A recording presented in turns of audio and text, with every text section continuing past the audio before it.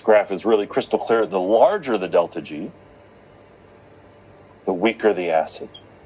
The smaller the delta G, the stronger the acid. And this delta G size, the smaller it is, it means that the conjugate base is being stabilized by electronic factors, resonance factors, these types of things. We call them induction. We call them resonance. Those are the types of language or words that we can use. We're going to now look at a couple examples like fluoroacetic acid and acetic acid, and we're going to actually draw some things. We're going to look at resonance, how that works, and we're going to draw in larger size how we can understand the stabilization of this charge. We did this one already. This one has no stabilization.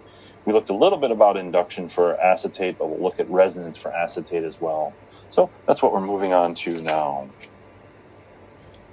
Let's actually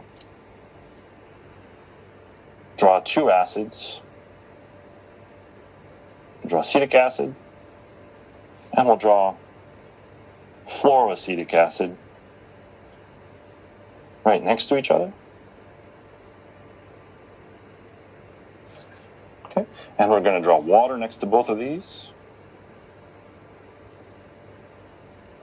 And this is just going to give us some practice of doing these two reactions in rapid fire with one another.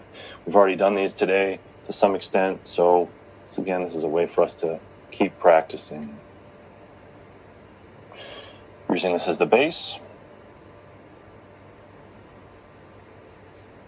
And this is some sort of equilibrium process. That's not the key point. Well, let's practice the other one. This is the base. This is the acid. Notice how the arrows are identical. Then we just have to carefully draw the conjugate bases of both. We've done this already a couple times today for acetate and for fluoroacetate. We'll draw it in a slightly expanded fashion.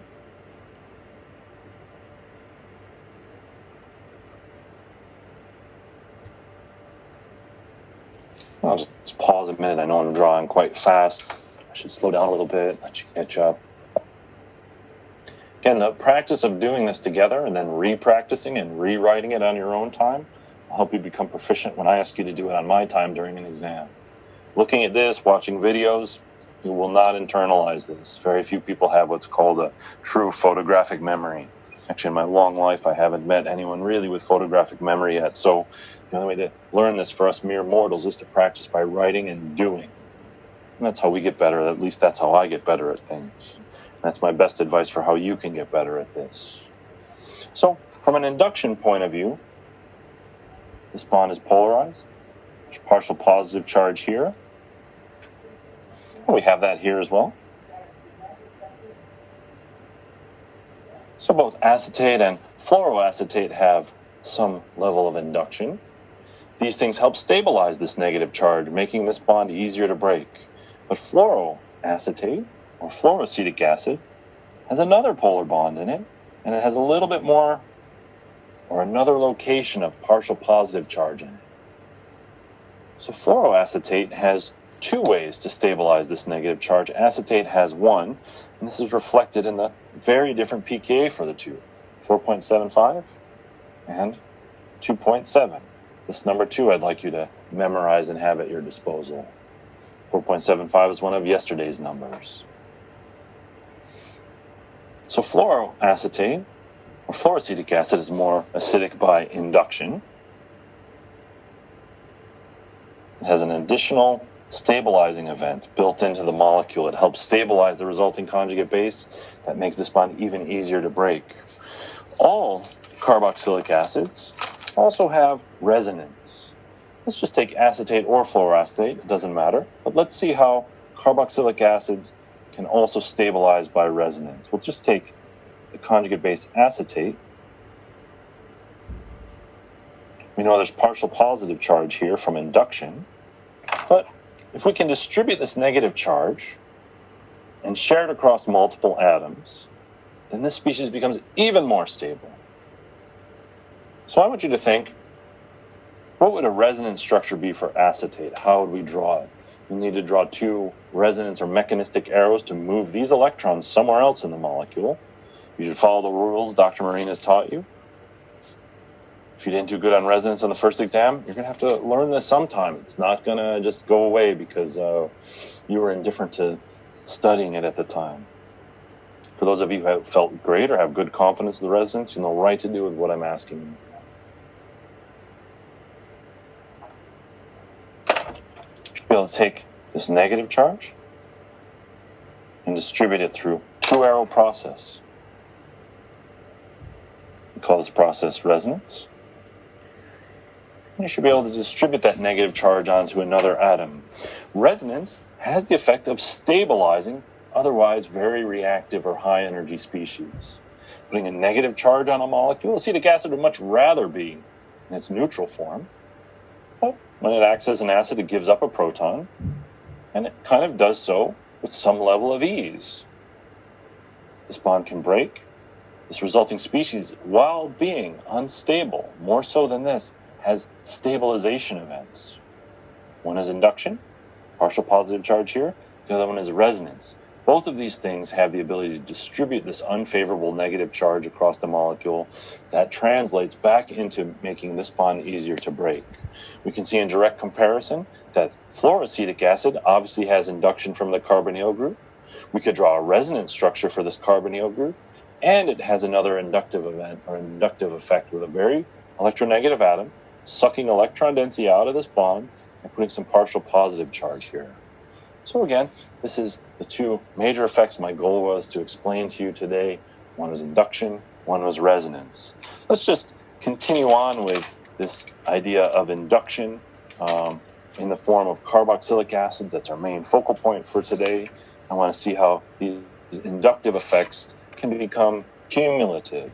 So let's actually put fluoroacetic acid up here again. This will kind of be one of our references, is 2.7 pKa. Let's actually take chloroacetic acid and put it next to it. Okay. So we're going to compare these two particular acids, and it turns out that chloroacetic acid has a pK that's slightly larger than fluoroacetic acid. It's very close, but this means that chloroacetic acid is a little bit less acidic than fluoroacetic acid. It's a little bit less acidic. Again, our reference one is acetic acid. We all know this by now. We talk about it so many times. It's kind of our reference. We put in a fluorine group, it becomes very acidic. We swap the fluorine for chlorine, it becomes a little bit less acidic. And this is an inductive effect. These two things are stabilizing negative charge over here or weakening this bond. And chlorine isn't quite as good as fluorine, as you should have guessed by now, because chlorine is less electronegative than fluorine. So the partial positive charge that builds up on this particular carbon is a little bit smaller than this one. Chlorine is less electronegative than fluorine. So if we switch these two atoms, they're still much better than acetic acid. But if we switch fluorine for chlorine, the stabilization event and the acidity of this stabilization goes down and the acidity goes down as well. What about if we put in